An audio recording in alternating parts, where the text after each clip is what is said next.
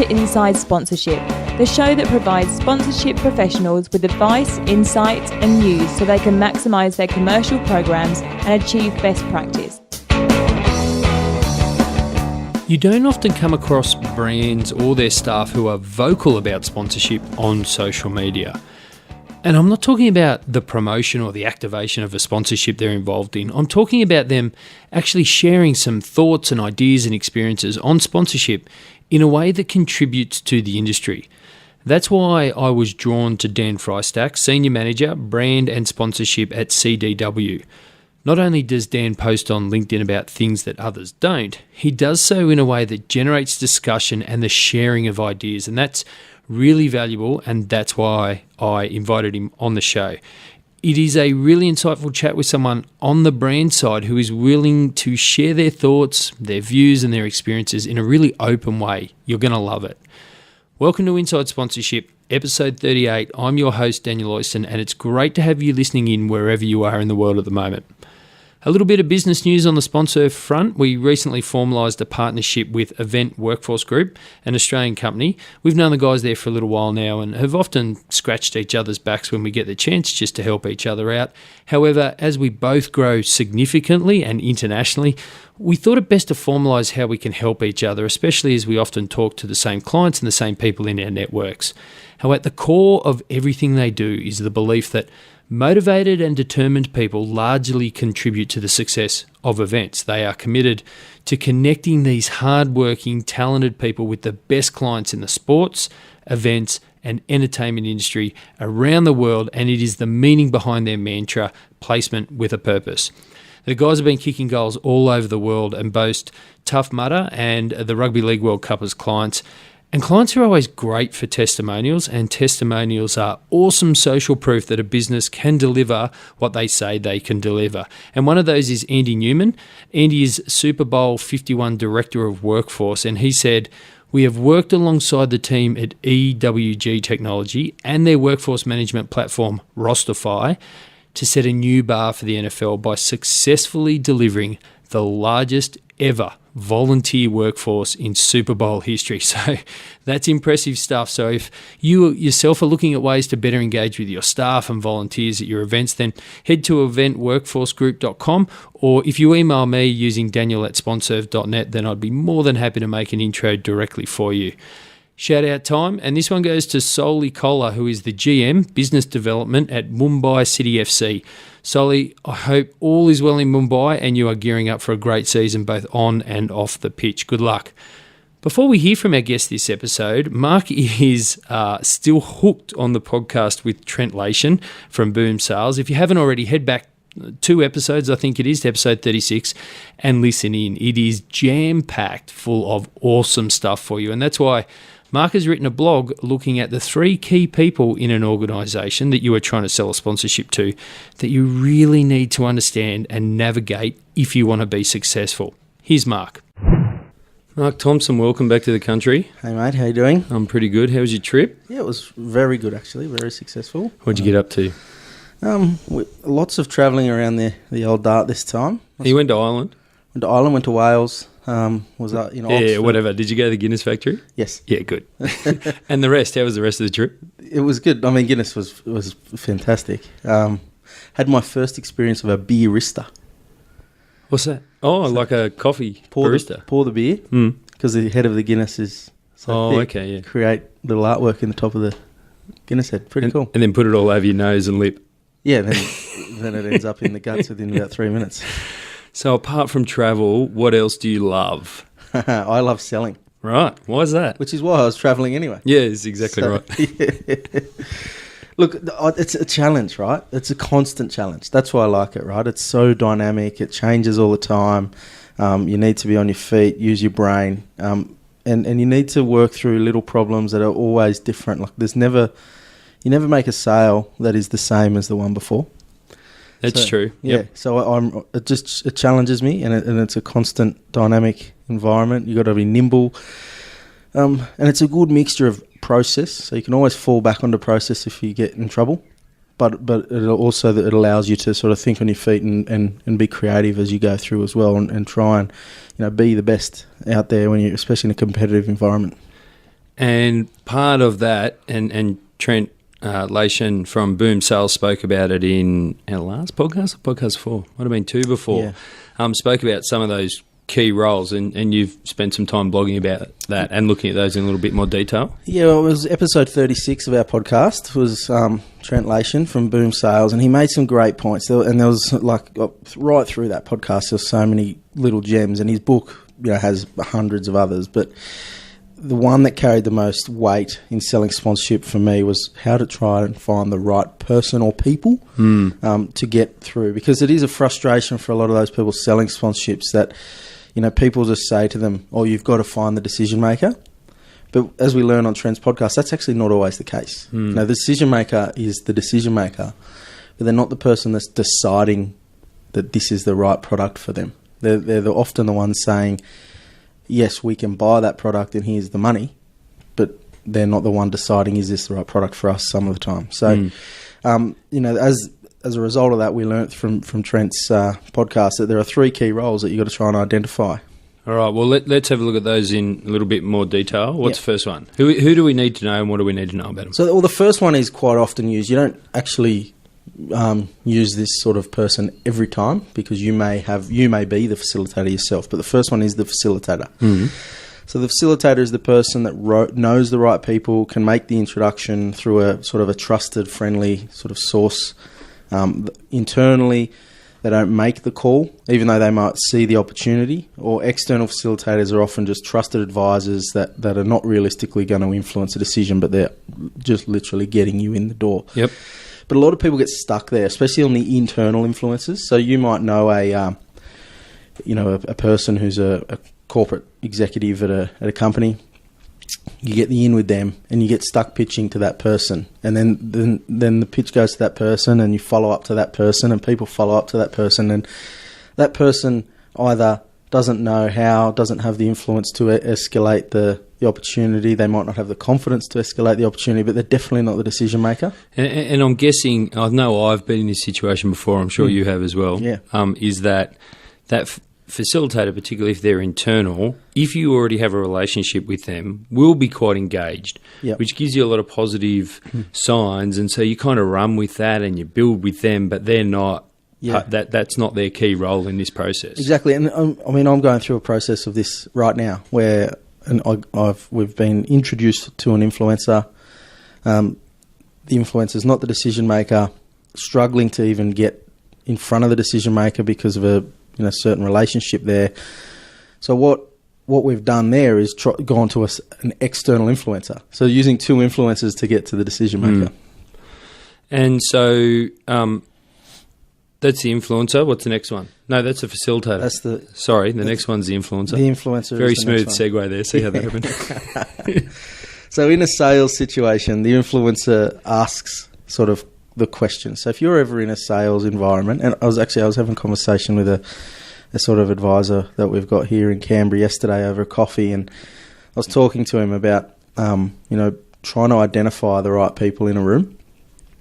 And off the back of this conversation and one I'd had previously with him, and it was all around being able, who in the room can answer 3 questions. So if you can't answer the 3rd, 4th or 5th question on a certain topic, you're not an expert.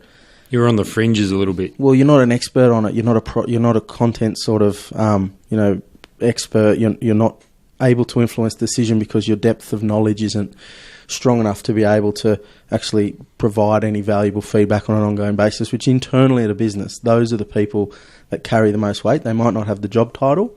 They're often the ones, though, that have been there longest.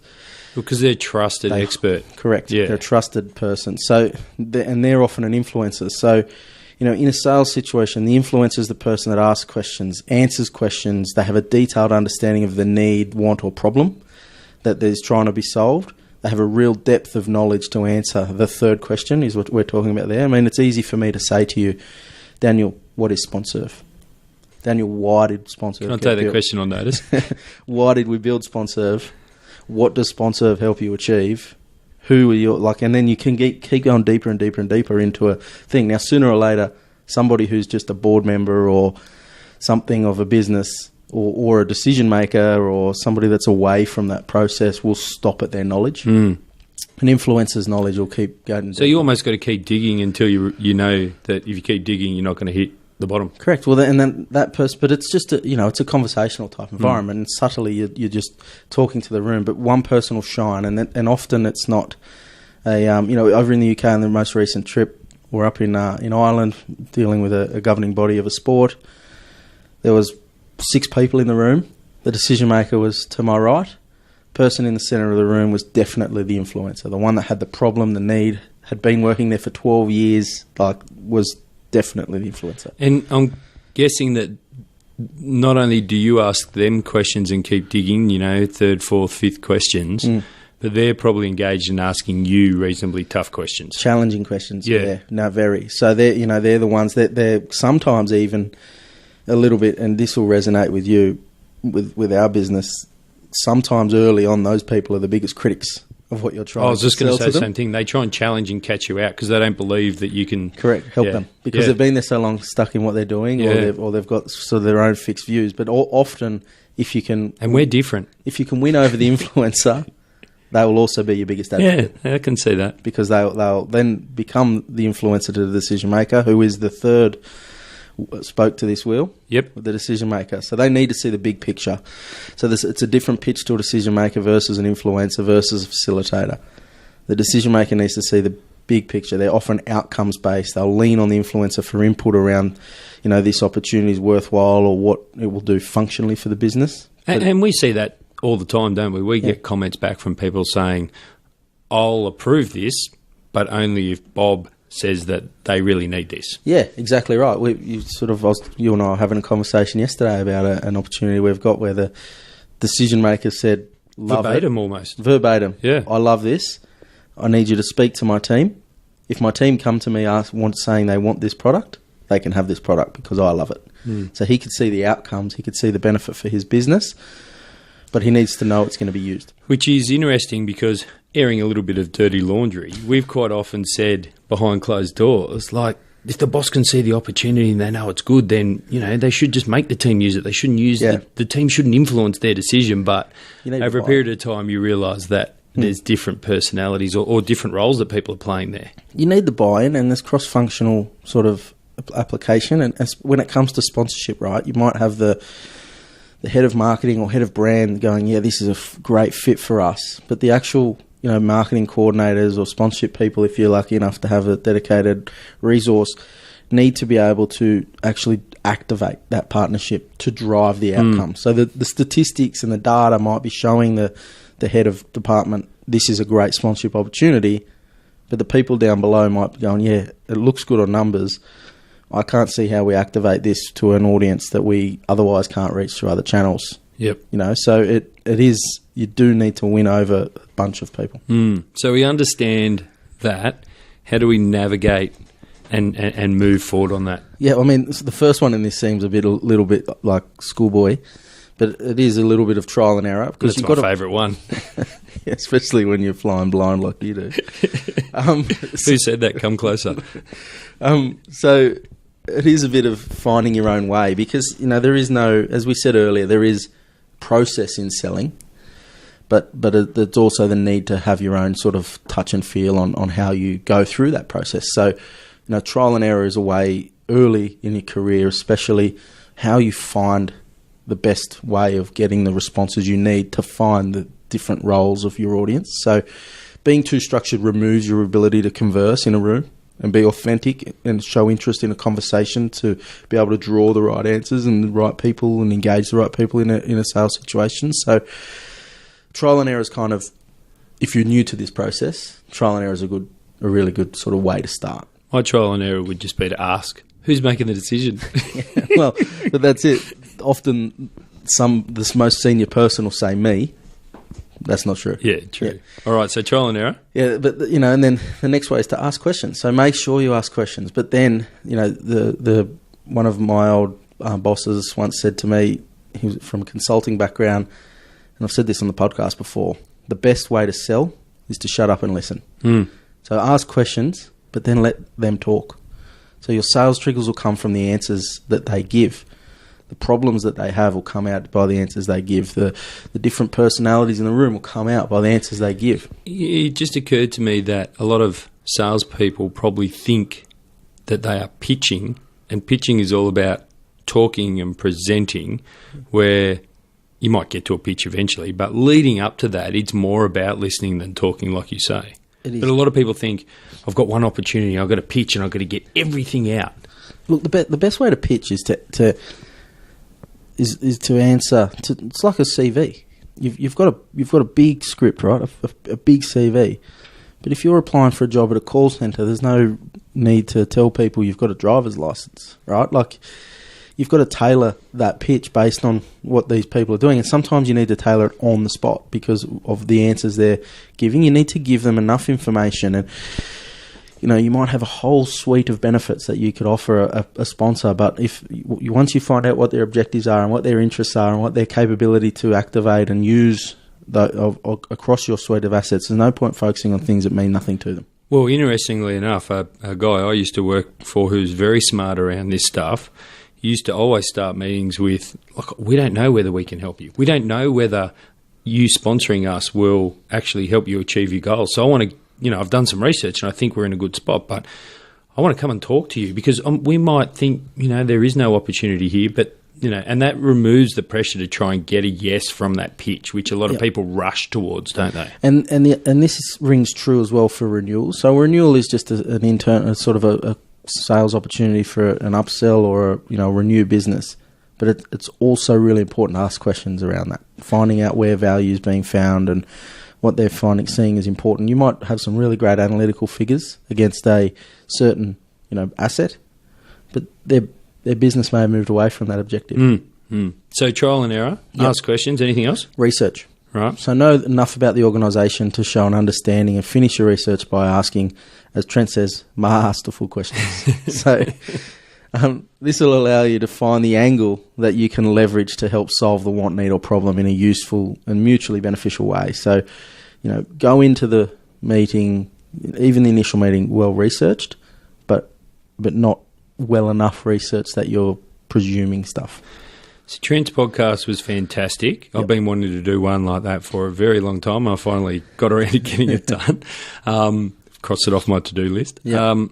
Got lots of great feedback from it. Lots of people got in touch. Different things resonated with different people. Was there anything else that grabbed your attention out of it? Yeah, I think there was some four other real gems in that podcast. So the first one was the follow-up, and it was a really interesting statistic for me. And as you know, I'm a bit of a fan of statistics. It can take up to 46% of people are. It can take up to 8 follow-ups to be successful. And most salespeople give up after 3 or 4. To be fair, I'd give up after maybe not 3 or 4, but I would never get to 8. You're definitely not an 8er. I'm not an 8. No way. Well, on many levels, you're not an 8. 9.5, thanks. Pivot to avoid the time wasters. So the time wasters is what we're talking about before. The facilitator being perceived as the influencer or even the decision maker. Pivot away from them. So know how to identify them, strategize to maneuver. But don't burn your bridges. Exactly. So that's what I was talking about before. We've got a facilitator, current live opportunity, got bogged a bit, found a mutual resource that both of us know, and that resource has kind of come in as I can help you sort of get this positioned to your boss in a nice way, which makes the original facilitator look good, but also accelerates our opportunity. Yep. So, that's a strategy that we've used there. There's heaps of other ways around it. Confidence is the third one that I picked up, and hopefully everyone picked up how confident Trent was. But, he's confident because he knows his product, he knows himself, and he knows his process. So, and that's all he's selling is those 3 things. But they're very valuable commodities. So you've got to feel free to ask the right questions to find a resolution to whoever you're talking to. You can't pigeonhole yourself as being, I'm a junior salesman, I can only speak to the facilitator. If you're a junior salesman worth your weight, you'll have the confidence to talk with factual information to the decision maker and the sort of influencer as well. And also the confidence to say, if you don't know the answer or you're not sure, to just say it. People don't expect you to know everything. I've got a bit of a sort of a story exactly on that from throughout my career was, and I had a person that worked for me once who was an event manager, and when she came to work for us, she always would say, "Yeah, I know." There was the I know. Like you'd sort of be trying to help her. Yeah, I know. And she'd never ask questions, and then mistakes would happen all the time. And over a course of time, sort of 1 or 2 years, she became really, really good at her job, like excellent at her job. And then she started asking heaps more questions and getting feedback and how do I do this and all that. And that was because she was confident in her ability. She was comfortable with what she was doing, and she was also, comfortable that she was doing a good job. So rather than faking it before she made it, like she was doing earlier, she was actually getting feedback from peers, and then she accelerated. And now she's in some amazing job at a really big brand. Very good. Was that 3 or 4 so far? That's I've lost count. I was too busy making jokes. The fourth one is trust. Very good. And it's not about trust in people. It's trust in yourself and trust in your product, and to let it sell itself. And so that's, as Trent said, no discounts, right? So discount is either a really poor man's sales tool, or it's a last resort if they tell you pricing is an issue. So if they come to you and say, we love this product, but we just can't, our budget is this, we just can't come past that budget, then there's a negotiation on the table, but you ask the question, are we negotiating? I love that question. So instead, I've asked my wife 4 times that question now. Hasn't gone well. I think I need to get Trent back on the phone. You're not selling a valuable commodity there, mate. So instead, the barrier to making the sale is most likely, what or how you're selling rather than the price. So if your product's good enough, your delivery and approach stands out as being suitable, then you're on the right path. And then, we've made sales recently since we've become more confident in our product and our product is developed, where the price actually has never been discussed. And then people just pay what they'll pay because the product sells itself. Yeah, it is very interesting. So we know those 3 key roles. We know a little bit more about them. We've got some ideas to navigate, to find those people and how to manage them.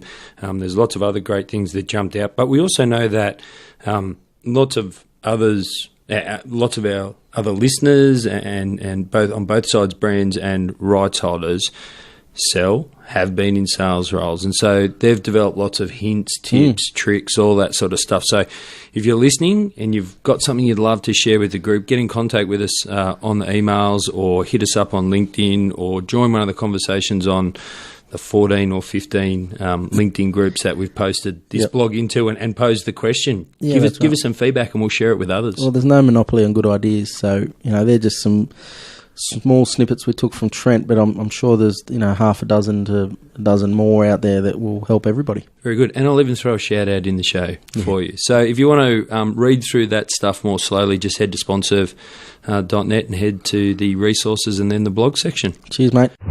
You don't often come across brands or their staff who are vocal about sponsorship on social media, but Dan Frystak is one who is. And not only does Dan post on LinkedIn about things others don't, he does so in a way that generates discussion and the sharing of ideas. Dan is the Senior Manager, Brand and Sponsorship at CDW, and so I came up with the idea to invite him on the show and base the majority of the chat around his LinkedIn posts. And look, to be honest, it was the easiest interview question set I've ever written. Dan basically wrote it for me because I just went through his LinkedIn feed and pulled out his posts and reworked them into questions. Here's Dan. Dan Frystak, welcome to the show. Thank you so much for having me. We always kick off with a few easy icebreaker questions just to get the interview going. To get the audience to get to know you a little bit better. And look, most people would normally say the obligatory family, pets, laptop or phone. But if your house was on fire, what's the next thing you take? Well, it's a dark thought to start this, but I would probably say, given that choice, I'd probably say my golf clubs. Then I think I'd need a little bit of a stress reliever if my house was going to burn down. So, I'll say my golf clubs, assuming, family, pets, and all that important stuff is already out and safe. Of course, and then the golf clubs. Second icebreaker question is, what was your first ever job? So my first job ever was working as a grocery store bagger. right? So the guy who puts all the stuff into the cart for you after checkout. But that lasted approximately 5 weeks because I was a teenager, and a girl that I liked asked to spend some time with me on a weekend, and I was on the schedule. And when they wouldn't let me have the day off, I decided to abruptly quit to go spend time with her. So that was a short-lived first role in the professional world. I know this is a podcast and you can't see me, but I'm doing a little golf clap here at this end for you. Appreciate it.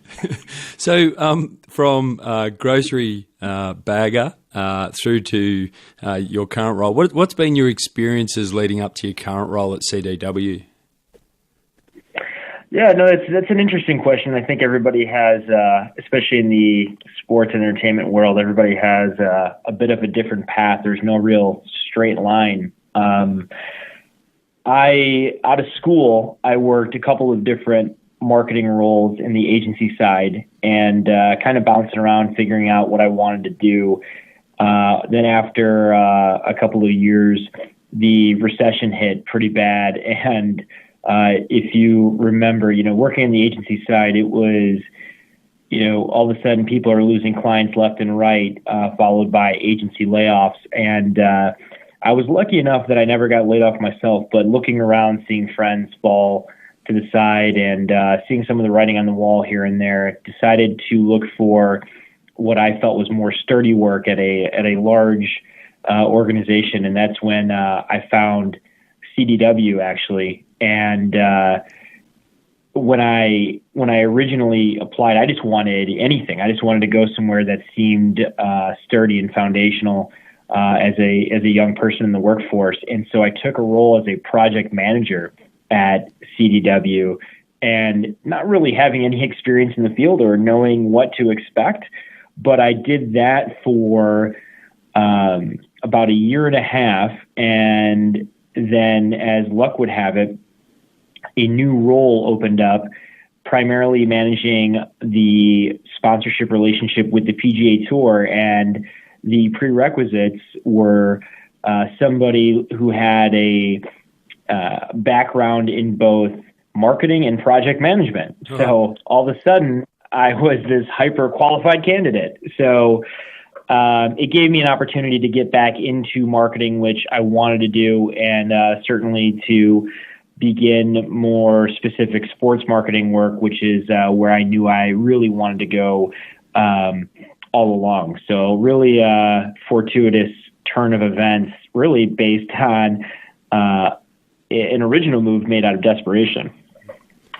So it was remiss of me to, or I should ask at this point now, for those not familiar with CDW, who are they and what do they do? Sure. So CDW is a multi-billion-dollar IT solutions and services provider. We're based out of North Chicago area, so the suburbs about 20 minutes outside of Chicago. We are a US-based company, but we've recently gone international with the acquisition of an organization formerly called Kelway, now CDW UK, based out of England. So we are a large and growing company in the Fortune 200, and we've shifted our priorities quite a bit. When we originally started, it was primarily transactional IT hardware, right? So laptops and servers and things of that core IT nature we could provide you. We could provide it quickly and with great service. And that was back in the 80s. And now where we are, we really are a full-scale IT solutions and services provider with unmatched partner vendor network, as well as unmatched engineering and service delivery background and resources here internally.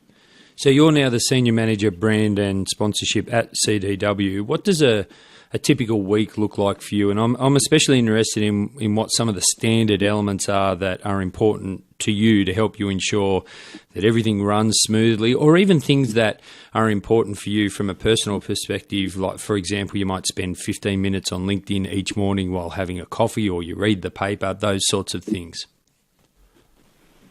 Sure. No, and that's, as your career moves on, I've certainly noticed more and more what I do more than anything else to help keep my head on straight is to compartmentalize. Have so many different things that we are working on a daily basis, so many different teams, so many different properties. Within those teams and properties, so many elements, whether it's financial management, asset development, creative review, et cetera, et cetera. There's just so many different practices within each one of the relationships that we have underneath our portfolio that I like to really separate my day through a series of weekly and biweekly meetings with various stakeholders so that we're always staying organized and not letting anything slip through the cracks.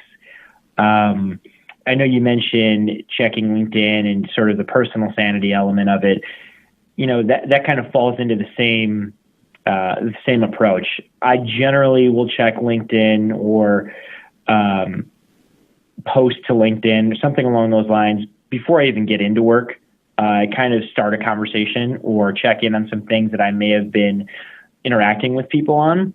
And then I'll check again around lunch or whenever I might have time, but, you know, maybe once or twice throughout the day, but not to any depth, not like I would prior to getting to the office. But beyond that, really, it's making sure that I'm keeping constant communication on the books so that I'm staying honest about the things that we need to stay on top of with our various stakeholders. And frankly, they can hold me accountable too. And when you have so many different things going on and you feel like you're drinking from the fire hose most days, it's really helpful to keep that level of consistency and, as I said, compartmentalize across these various functions within each deal that we have in place. I like that analogy of drinking from the fire hose. With your permission, I'm going to use that. Sure. It's, I tell you, sometimes it feels like the only accurate way of putting it. It sounds like my life. Okay, so you alluded to your sponsorship portfolio in that answer. Can you outline CDW's sponsorship portfolio for us? Sure. We are. I mentioned the first deal I worked on here was our PGA Tour sponsorship. We are the official technology partner of the PGA Tour, and that is absolutely our tentpole relationship. It is our only league level deal, but we do have several relationships applying the same principles, but at a team or property level deal. So we have multiple relationships, team deals. We have 4 now in the NFL, a couple in the NHL, 2 more in the NBA and MLB, and we also have 2 to 3 in any given year, 2 right now, in the collegiate landscape, so the NCAA. So we are fairly well diversified. We have a couple of relationships that go beyond sports, but sports is certainly our focus. On the entertainment side, we work directly with the AEG Group, who obviously own entertainment properties across the globe, as well as with Westfield Malls and some other places that offer some signage and other off-domain digital opportunities that go a little bit beyond, again, the sports or even traditional entertainment world. So we're fairly well diversified at this point. And at a meta level, in that sponsorship portfolio, what are the main objectives that you're looking to achieve for CDW? Yeah, that's the $1 million question, right? Why do we do this? And I view sponsorship as an extension of our overall brand approach. And what I'm trying to specifically do is change people's mind about who we are. Most people who have heard of CDW or have crossed paths with CDW, being a primarily B2B organization. When I say primarily, that's understating it. We are 99.9% B2B. we're not Best Buy where you're going to interact with our people on a daily basis unless you have significant business needs or any CPG group or anything like that. And what happens in that space is the first interaction you have with CDW is long lasting. There's a half-life on there that goes far beyond the evolution of who we've become as a business. And so when I mentioned CDW starting back in the 80s and even through the 90s and early 2000s, we were what's known in our industry as a direct market reseller or a DMR, which means, we have access to a lot of different products, and we can put it all together and ship it out to you overnight and do it with great service. And that's really evolved into what I mentioned before as a full-scale solutions and services provider with engineering resources and project management and ongoing maintenance and everything that you need as any business, hospital, government building, et cetera, setting up your IT needs. And so what I really try to do in any of the deals that we have in place is, I know the term storytelling is played out and cliche, but what I'm really trying to do is educate people on who we are and what our business has become. And when you have these sponsorship properties where you can go in and with this very shiny platform, display a solutions or service capability that people were not aware that you had, but now they're seeing it firsthand through the lens of something that hopefully they love and has great interest to them, it really allows us to tell a story, and not even us tell a story, but that property to tell the story of CDW in a way that I'm never going to be able to shouting it from a mountaintop. And so we look for opportunities in the sponsorship world to talk about who CDW has become as a business, where we're going as a business, and the unique problems that we're able to solve on the IT side for, if we can do it for them, look what we can do for you kind of thing. I think that's a great answer, particularly about showcasing what you can do through somebody else's lens. Just as a ballpark, just to help us solidify how important sponsorship is to CDW, just roughly, what percentage of the marketing budget is spent on sponsorships each year? Sure, it fluctuates a little bit, but generally speaking, anywhere between 10 and 13%. I think that a lot of people on the outside get the impression we spend much more than that, and it can lead to a lot of outreach. But I take it as a compliment that we're getting a lot of reach from the limited spend that we do have. Well, on that outreach, what catches your eye from others when a sponsorship proposal comes in or a request to start a conversation? What gets cut through with you as a business? Yeah, that's a great question, because we do receive a lot of outreach, I imagine, as any sponsoring body does. And what I really appreciate more than anything is someone who's taken time to really understand our business. And I don't mean go to our website and spend 2 minutes so that they know who we are and what we sell, but really you can find pretty clearly through a half an hour of research online, how do we leverage sponsorship? Which properties do we work with? What things do you see on there that are interesting or might be relevant to the properties that you have and are trying to sell to CDW? What are we doing that you don't think is that great or is good but could be better that you might be able to leverage?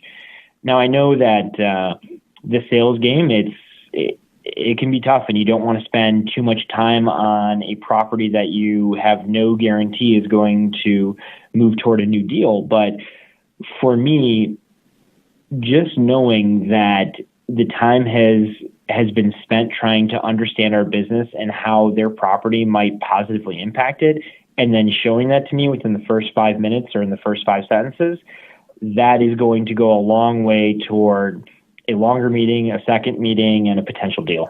I hope there's a lot of people listening who take note of that. Now, Dan, I'm not sure how I actually found you on LinkedIn. I probably saw you like or comment on a mutual connections activity and just followed the trail. But since connecting with you, I have really loved your thought-provoking posts. In fact, I think they're so good that I've basically framed the rest of most of this chat around those posts. So most of these questions are just me reworking your posts a little bit and reading them to you, and then adding a little rounding out at the end to ensure it is a question. So the first one is you posted, the collegiate space can be difficult to navigate. Should you do a deal with a school, a conference, an agency? Which one? Or how about the entire NCAA? Given the many options, you'll often have multiple comparable properties for sponsorship that will achieve your objectives. Dan, when that is the case, what is the deciding factor for you? How do you go about understanding that one important factor and then going and making a decision? Yeah, that's a tough nut to crack. In that, exactly what you laid out there is very true, right? There's so many different groups that you can do a deal with and theoretically achieve the goals that you set out to accomplish. In that, when you've identified certain spaces and you believe you want to strike a deal with let's just say a professional sports team. Generally speaking, once you break it down by geography and we'll just say what you're trying to do from a hosting or experiential perspective, you're going to be down to one or two options, right? And that's not always the case, but generally speaking, you can whittle it down pretty quickly based on broad parameters. If you've decided that you want to specifically use the collegiate or, in the U.S., the NCAA space, there are several agencies involved. There are conferences, there's teams, there's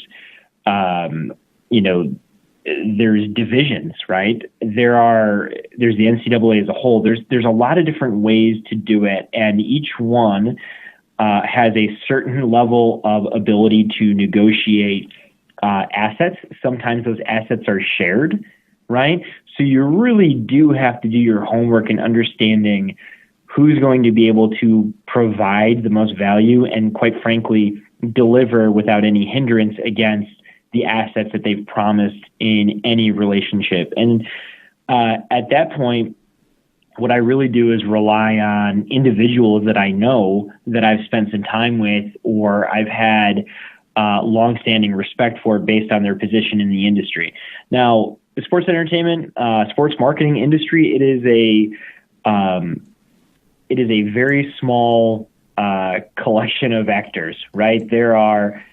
It is very, very much a group where there is movement of a small amount of people and reputations form, and you end up working with somebody in one place 5 years ago that you may work with them again later 2 years, and then 3 years later, all at different properties. So I really do my own research to determine where I want to be, what I want to accomplish, whittle it down to a pool of a few, do some research around assets and things that they have that are going to make the most sense for us. And then from there, really, I focus on the human element. Who do I trust and who do I know that I can count on to deliver against the things that they're promising they can deliver on? I think that's an insightful comment about people moving around the industry and how your paths will probably cross sometime in the future. I think a lot of people forget that sometimes. You posted the NFL was the first truly 12-month sport, just no off-season anymore. The NBA has done an amazing job building around the draft and trade season and now is close to a 10-month sport. As leagues continue to grow, they're offering beyond just the things between the lines. It offers more opportunity for new sponsors to activate and create a platform. Dan, how much of a risk is category bifurcation if you take advantage of those new opportunities? And what new opportunities actually excite you in this space, those outside the lines, so to speak? Yeah, that's a great question around what actually excites you in that space, because it just being available is not necessarily it doesn't necessarily have to be a good thing, right? It's about what is available within there that really, you need to think about. And I talked about this a little bit in a separate post, and I think it's really interesting what's happening now, that as an example, the Chicago Cubs and Wrigley Field, they've bought up a lot of land around the field, and they've been creating new venues for entertainment, large screen viewing with movie night, having space outside the stadium for an ice rink, having a hotel next door with conference space, having high-end restaurant experiences right there, all tied to the Wrigley Field and Chicago Cubs brand, but having none of it take place inside the stadium, having none of it tied to games or hosting of that regard. And what it's done is it's afforded the opportunity to align yourself with the brand, potentially as a technology company, right? But this applies to any industry. Work with them on technology solutions, right, around maybe a connected hotel or, you know, some sort of deal around even probably virtual reality will start to impact on that space even further, won't it? Right. Exactly, right? There's so many different elements. Maybe people in the hotel will have an opportunity to leverage VR so that they get the view behind home plate without having to actually buy a ticket. Now, again, not speaking specifically of the Cubs anymore, but let's say there's any baseball team and they already have a technology partner, right? The official technology partner of X baseball team. Well, now they have an opportunity to bring in new technology partners that can help them with this outside the stadium piece. There's new naming rights opportunities for various gates or ticket counters or, you know, the aforementioned ice rink, right? There's different and new properties that you can apply a business solution to, as well as gain some, whether it's brand or experiential element from a pure marketing perspective, that really were just not available 5-10 years ago. And I believe it's really going to be the direction that every team takes as they look to continue to expand revenue opportunity. Yeah, I think it's a pretty interesting point because you can't make the players play anymore, but in theory, you could have a band playing in a precinct 365 days a year if you wanted to, and that would draw a lot of people into the precinct in and around and gives the team not only the opportunity to add new income streams, but also engage with that audience and potentially convert them into fans of the team if they aren't already. Well, no, that's a great point, and I agree 100%. It also, conversely, it limits guerrilla marketers, right? So the guys who are going to go in and maybe not do a straight up deal with a property, but rather buy up inventory at a cheaper level in and around it and hope that the consumer is going to assume a certain connection that may not exist, that is frustrating for both the property and the brand. The more that you take ownership of the entire experience around what your property has versus just what's inside your walls, the more it's difficult for those guerrilla marketers to come in and assume some level of ownership when it hasn't been purchased or earned. Good point. You posted that reach, Q-score, brand alignment, many things go into choosing a celebrity or athlete for brand endorsement work. Then you went on to outline the one thing you look for. Dan, what is that one thing? But also, is there anything else that you do and you look for when choosing an endorsement personality?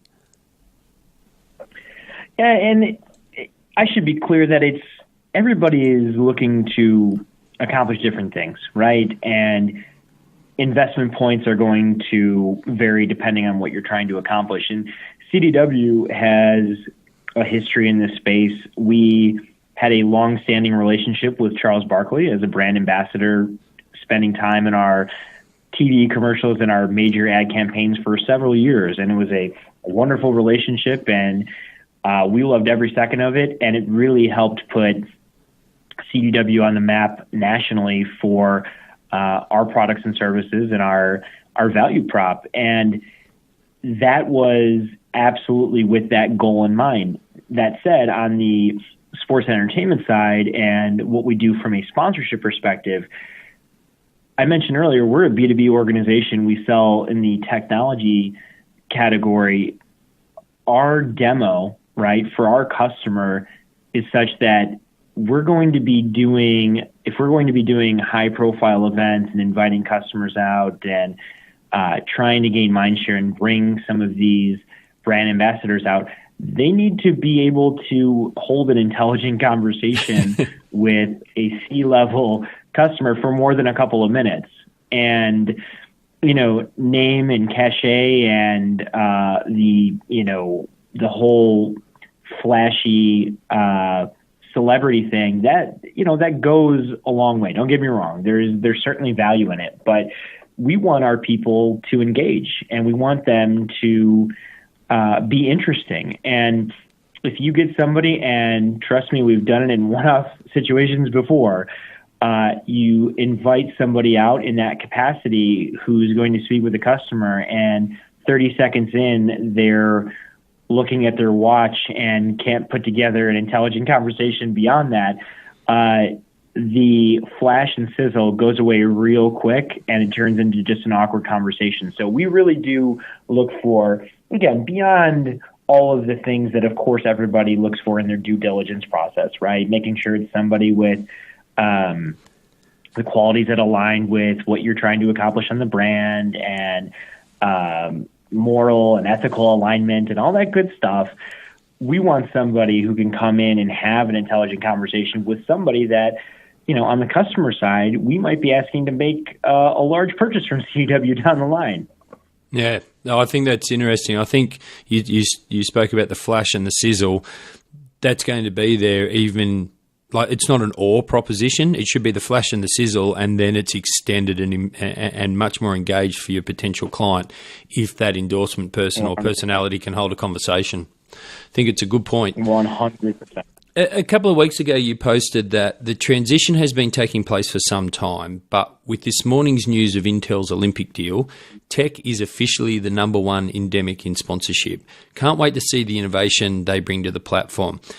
Dan, if you're a rights holder, and look, most of them are going to have a tech sponsor or official tech partner, or maybe they are looking to bring one on, is it enough to just have one on the books, or is it imperative to really focus on what innovation they can actually bring to the organisation and be a true partner?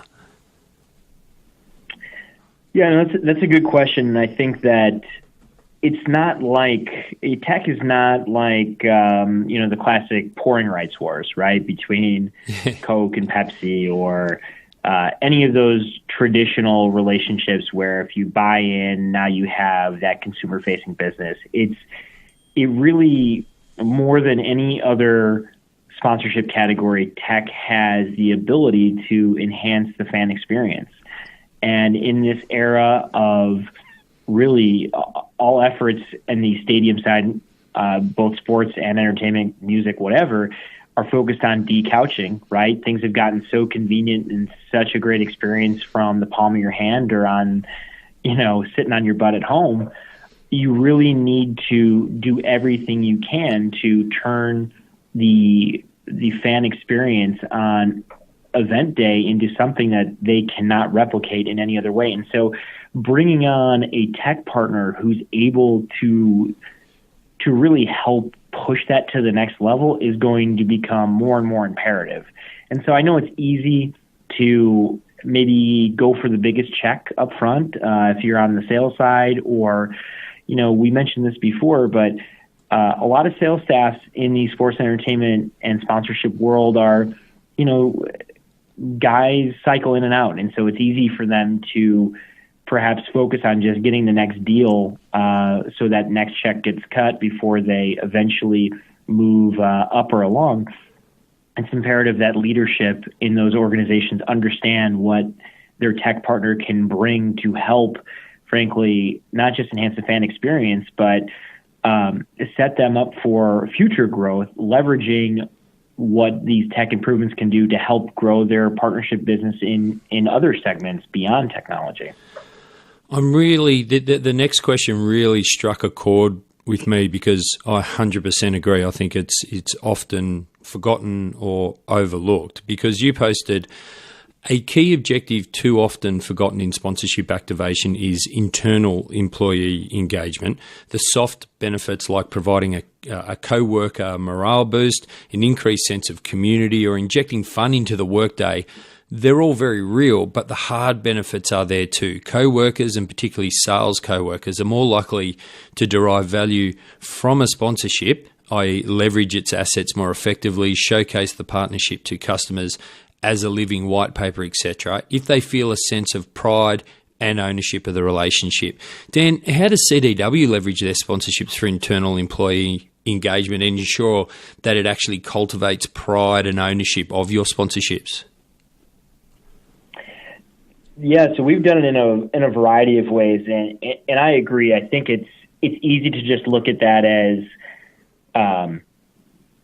something as a nice to have versus a must have when you look at return on objective for any of your deals. And I view it as critical. So just a couple of examples here, but with the PGA Tour, we specifically have a piece of our deal being access to their various TPC courses, which are their direct affiliation courses with the PGA Tour, where we'll have access to private courses, reduced rates. So all over the country, our salespeople can either bring people out or attend themselves using these golf courses and having a more direct connection with what we're doing in the professional golf space.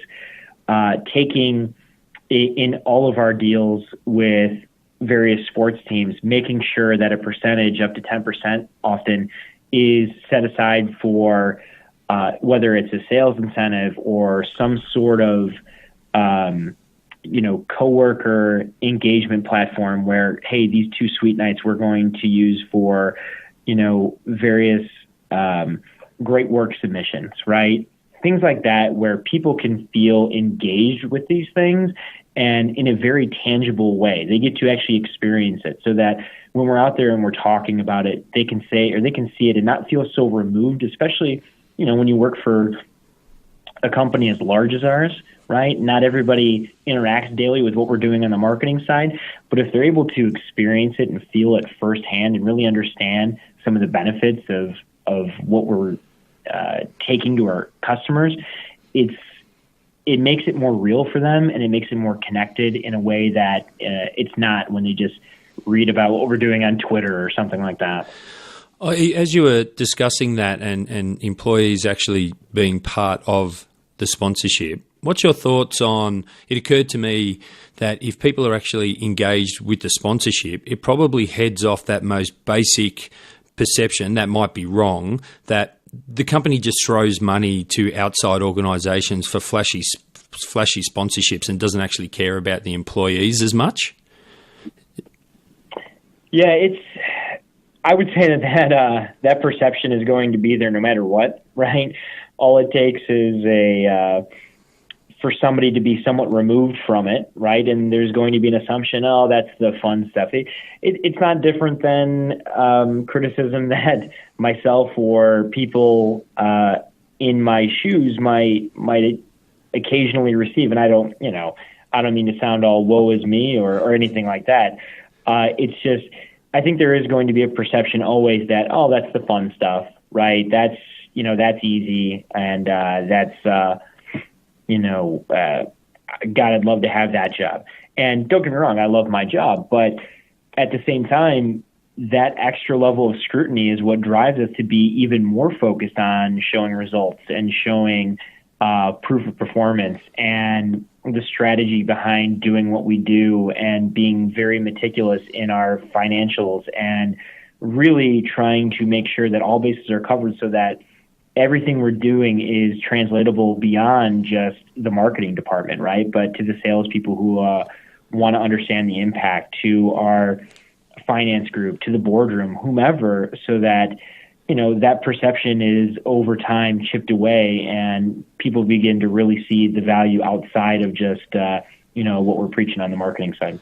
My next question was going to be around a post that that you put on LinkedIn that was around when sales pitches start with a 15-minute Q&A. The right holder doesn't feel like they're being a good listener or engaged in my success, but I'm pretty confident. I think I know what the answer is going to be based on an earlier one about people doing research on your business. But past that, what's one other thing that really turned you off in a sponsorship pitch? I would say personally, it's when the examples that are given to me of past successes have literally zero to do with my business. It does not matter to me how much brand alignment with your property helped sell more bags of Doritos, right? There's just there's very little alignment in how that example could apply to me. So I always like to see when people have thought about, again, alluding to what I said before, but how this could really work with the things that we've done in the past and apply to our business, or at least our sort of business, versus proof points against things that, literally have zero value to me. You posted teams and rights holders that provide sponsor-specific predictive analytics for their sponsorship assets are separating themselves from the pack. If you have confidence in your product and the data to back it up, what a powerful pitch component. Dan, is it a deal killer for you if a pitch doesn't include predictive analytics? And if so, why? And then ultimately, how much importance do you actually place on predictive analytics when deciding on a sponsorship? So I certainly wouldn't say it's a deal killer. I don't think anybody, it's certainly not happening now at the level that I think it could be, right? So if I said it was a deal killer, I probably wouldn't have any deals. But what I do think is the properties that have begun taking this path, really it shows a confidence in what they're doing, right? And a belief that is backed up not just by what they feel in their heart, but rather the numbers that they can put on paper. I think that grabs my attention immediately, because the reality is, on the flip side, sponsors are getting smarter about this stuff, right? We're all doing some level of ROI analysis at this point. If they're not, more power to you, but and good work if you can get it. But most people like me are going to be doing research and reviews of performance anyway. So the properties that are coming to us and saying, hey, I know what you're going to be looking to do here, and A, I believe what we're doing works, here's the numbers, and B, let me save you some money in third-party research by providing it up front, so you can save time and money and feel confident that we can deliver against what we say we're going to deliver. And particularly if that research is third party, it's independent. It's not research that they've done internally to help try and get a deal across the line. Absolutely. You posted, I don't want customers walking away saying, I had a great time at the game. I want customers saying, I had a great time at Dan's event at the game. Now, Dan, considering there's a bunch of variables around the game that you can't control personally, what do you do to try and get them walking away and actually saying, I had a great time at Dan's event at the game? Yeah, that's a great question. I think that the best way to answer that would be with an example. We have one of our sports sponsorships is with the NFL team, the Indianapolis Colts. And it's a big market for us. It's an important market for us. Within the asset mix, we have a couple of different suite nights, which, you host 30 customers at a game in a private suite, and they have a great time. I think for many properties, and I'm not necessarily knocking it, it just doesn't work for us. That's kind of the end of it, right? You invite them out to the game, they have a great time. You probably get some valuable business interaction with those people, and you have them confined to a space for 3 to 4 hours, and that's great. But ultimately, I believe those people are still going to walk away saying, wow, what a great game that was. And to get them saying what I want them to say, which is, I could not have had this experience without CDW. What we'll do is we'll bring them to the game, sure, but to come get their ticket, they need to come meet us at the Technoliner, which is a 50-foot IT solution-laden vehicle that we have that travels around the country. It's going to be parked outside the stadium. It's going to have all of the latest tech from our partners inside. We're going to have a solutions engineer in there to ask questions, answer questions, and really have a tech-focused conversation and learn about those customers, along with our salespeople that are already hosting these people. So they're going to have an immediate tech experience. From there, they'll go into the game. They'll go up into the suite, and it'll be the same as anybody else's, right? It'll be a private suite with great food, great beverage, all that good stuff. But at halftime, since we have a relationship with the team, we're going to have the CIO come down. And with him, we'll have them bring the Lombardi Trophy from the title that they won a few years ago. And the CIO is going to come in and he's going to talk about the work that CDW and the Colts have done together and how they've been able to advance their tactical capabilities and how that's aided on-field performance, how that's helped fan engagement, et cetera, et cetera. Then people will get to take photos with the trophy and send, selfies back to their friends that, are going to impress everybody and, kind of do the, whoa, look at me thing. And post on social media. Game, exactly, yeah. Right? And then after the game, we're going to take them down into the field, and they're going to kick field goals with the Colts kicker, Andy Vinatieri. And and all the while, we'll have CDW branding blasting through, the LED and all the screens and everything, so that every photo captured, our branding and our imagery is going to be in there, content focused, et cetera, et cetera. And so at the end of that, while only really adding about 25 minutes to the overall experience, and I would say 25 minutes that they'd like to have, they're going to walk away saying, wow, I could not have just gone and purchased that. I couldn't go to StubHub and buy tickets to that experience. I was only able to experience that because of my relationship with CDW. They learned about who we are as a business. They learned about our capabilities as a provider, and we provided them, again, with something that they're going to walk away always remembering it was from us. A couple of episodes ago, I announced that Stuart Ramsey from Southampton Football Club in the Premier League in the UK gave the greatest ever answer on our podcast. But Dan, I think that runs a very, very close second, and we might get a review from the judges. I think that's a fantastic answer, and I think it shows some real thought being put into elements that you can build around that hospitality. I mean, we live in a city. There's a couple of professional sports teams here. A lot of the time you're turning down tickets from people to go to the games in suites. Sure. And to be honest, like one suite to the next suite, you don't get treated any differently. Some of the businesses don't put any effort into anything of that level. And you might not have big budgets to execute it, but just some thought into how you can leverage having those people in a room over and above, here's some food and some cold drinks and some beers and watch the football, and I'll come around and spend the obligatory 5 minutes having a chat to you and see how you're going. I think that's a fantastic answer, and I hope a lot of people are going away and scratching some notes about what they can build into their hospitality experiences. I'm sorry, just to dovetail really quickly. If you have that relationship, right? If you have that relationship that nobody else can have because you have that piece of the category, why would you not maximize it in a way that nobody else can, right? Because our competitors can still buy a suite and take people out, right? But they can't take it to the level that we can take it as a result of this relationship. And so to me, an asset without activation, it's like a goal without a plan. It's just a wish, right? So it's ultimately we make sure that we maximize what we have. Okay, this is the last question for you. I think this is going to be a good one as well. You posted, I am surprised brands don't tie their sponsorship marketing more consistently with their cause-based marketing. And recently you did that through an activation on the PGA Tour that supported Operation Homefront. Firstly, tell us what Operation Homefront is about, and then what the activation was, and also how you came up with the great idea. Because I've watched the video and we'll provide some links. How did you come up with that idea?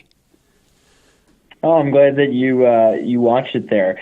Well, First and foremost, Operation Homefront is a military based charity that's focused on helping veterans and their families once they return home, right? And it's about as worthy a cause as you're going to find. And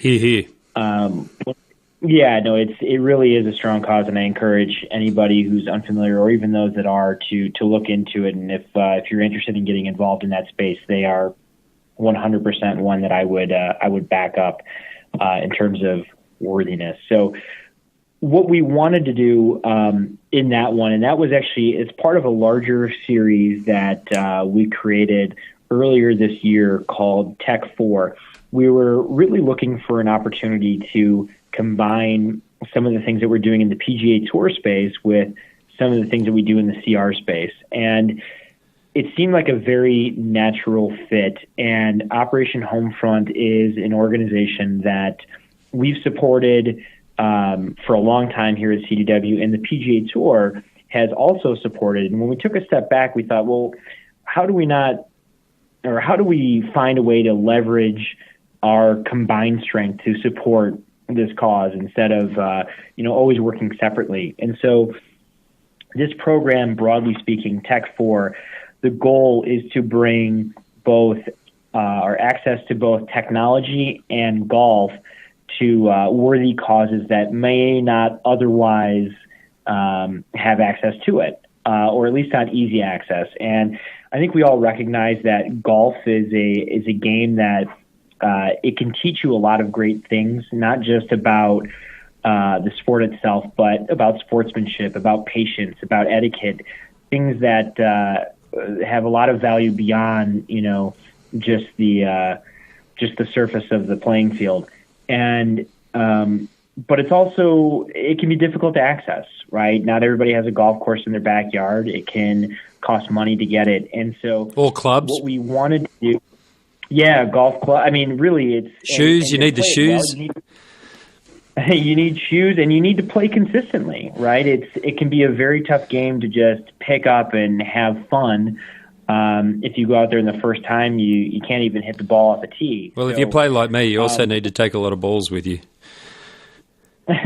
Well, I've been playing for some time, and rare is the day that I don't go through at least a sleeve that ends up in a lake somewhere. So don't feel too bad about it. Okay. But this program, we wanted to take the CDW connection to the professional golf world and the PGA Tour specifically, and we wanted to begin pointing it toward a direction that wasn't going to just benefit us. And so this program has allowed us to do it. And every time we have an activation, we aim to do, we've done 3 so far this year. We're going to end up doing 6, and we're going to try to do more in 2018. But every single activation, we end up donating to that cause somewhere between $60,000 and $100,000 worth of technology and technology services. So not an insignificant donation to that piece of it. And so beyond that, though, we're also going to incorporate golf, as I said. And the golf piece, it could be in the form of, we've worked with the Boys and Girls Club of Los Angeles, where we donated a full-on golf simulator to a Boys and Girls Club in urban Los Angeles. Most of these kids have never seen someone play golf, let alone play themselves. And now they have their very own high-end simulator that they can access anytime they're at the Boys and Girls Club. Along with that, we worked with an organization called The First Tee, whose sole focus is educating youth on getting more involved with the game. And so we set up a program where the First Tee of Los Angeles would come out on a weekly basis and teach these kids how to use a simulator. So they're not just going in there swinging aimlessly, having fun, certainly, but teaching them the fundamentals of the game. So maybe they can take it on, after a year and go do it themselves and really try to learn and experience. So we really tried to use the program to bring both of these very important things. The Operation Homefront example that you mentioned in Dallas was more recent than the one I just talked about, but same idea. And, certainly when I mentioned in my LinkedIn post about why do places not do this more frequently, there is certainly, and 100%, we are primarily focused on the good that we could do with these things. But the reality is, it's a great story, right? And if you work in the brand marketing side and you're able to talk about what you're doing, how you're using technology to better connect these worthy causes, you're using golf to provide access to things that people might not have access to, you're talking about who you are as a brand and what you are as in our case, an IT solutions and services provider, but you're doing it in a compelling way that's going to draw interest. People are going to be interested from a media perspective, from a social perspective. You're going to get a lot of the benefits that you would from a traditional marketing campaign, but you're going to be doing it in a way that is going to heighten the profile of your sponsorship, as well as aid these causes that are so worthy and so really necessary. And so it's really been a great it's really been a great treat for me to be a part of this and to really help drive it. And we're really excited about the future of the program and all the causes that we might be able to support with it. Dan, awesome chat. I had great fun building that mostly from your LinkedIn post. And if you keep it up, then I might have to have you back on the podcast each year. If people do want to connect with you or find out more about CDW, what can they do? Yeah, I have no problem with outreach. I certainly don't have time to have, as anybody doesn't, right, deep, meaningful conversations with things that don't necessarily apply directly to our business. But you know, I'm always going to respond, and so I encourage people to reach out to me on LinkedIn. I'm pretty easy to find, and from there we can always see where it goes. Dan Frystak, Senior Manager, Brand and Sponsorship, thank you so much for taking us inside sponsorship at CDW. I really appreciate the time, and I hope people find something interesting or entertaining from this. As I mentioned a few times, that chat was fueled by Dan's consistent LinkedIn posts that share his views, provide insights, and engage others to share theirs. So I highly recommend you connect with Dan and follow him on LinkedIn. And you can do so by following the link I've put in the show notes at SponServe.net. That's all we have time for. If you want to connect with me, then you can do so on LinkedIn. Just search for Daniel Oyston, or drop me an email at daniel@sponserve.net, or on Twitter using the handle @SponServe. And of course, you can connect with Mark Thompson, our MD, on LinkedIn or email at mark@sponserve.net. Don't forget that you can follow us on Facebook, LinkedIn, Twitter, and Instagram. And if you want a shout out just like Solly, be sure to get in contact. We really do love hearing from you guys. If you haven't already, do us a favor, head along to iTunes and leave us a review. It makes us feel super special, but more importantly, it helps others just like you in the industry find the show and learn. And that's what this show is all about. Until next time, I'm Daniel Oyston. Thanks for listening to Inside Sponsorship. Thanks for listening to the show. For more episodes, blogs and resources, head to SponServe.net or search for SponServe on Facebook, Twitter or LinkedIn.